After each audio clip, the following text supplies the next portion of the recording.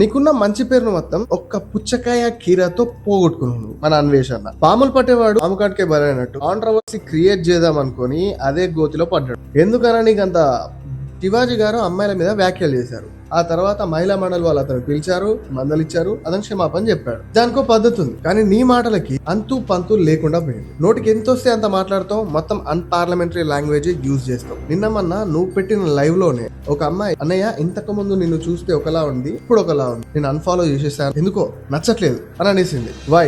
Basic గా నీకు over confidence ఎక్కువైంది. యాక్టింగ్ విషయంలో నువ్వు చేసిన మంచి ఎవ్వరూ మర్చిపోలేదు. అలా అని చెప్పి అడ్డగోలిగా ఏది మాట్లాడితే అది సపోర్ట్ చేయడానికి జనాలని చేతులకు గాజులు వేసుకొని లేరు. మన మతాన్ని పూజించాలి, పరమతాన్ని గౌరవించాలి. నువ్వేం చేస్తున్నావు? నీకు అవసరం వచ్చినప్పుడు అవసరం వచ్చిన రీతిలో ఎవరెవరిని ఎలా వాడుకోవాలో అలా వాడుకొని నీ ఇష్టం వచ్చినట్టు అడ్డగోలుగా మాటలు మాట్లాడేసి ఇవిరా నా వీడియోలు చూస్తే చూడండి లేకపోతే దెంగే అన్నట్టు బిహేవ్ చేస్తే ఇక్కడ ఎవడు ఊరుకోడు కదా. ఇప్పుడు నీ మీద తెలుగు రాష్ట్రాలు మొత్తం పగబట్టినాయి. ఏజుడ్ గారితో కూడా ఓ మంచి సంబంధం పెట్టుకున్నావు. ఇప్పుడు ఆయన నేను వదిలేటట్టు లేడు. సజ్జనార్ గారికి వీని ఇండియా పట్టుకరండి, వీని కథ ఏందో చూడండి, ఎప్పుడైనా గుర్తుపెట్టుకోండి. నువ్వెంత మంచి చేసినా పట్టించుకోరు, ఇక్కడ చెడును మాత్రమే పట్టించుకుంటారు. జాగ్రత్త. ఇలాంటి వీడియోస్ కోసం ఒక్క ఫాలో కొట్టు.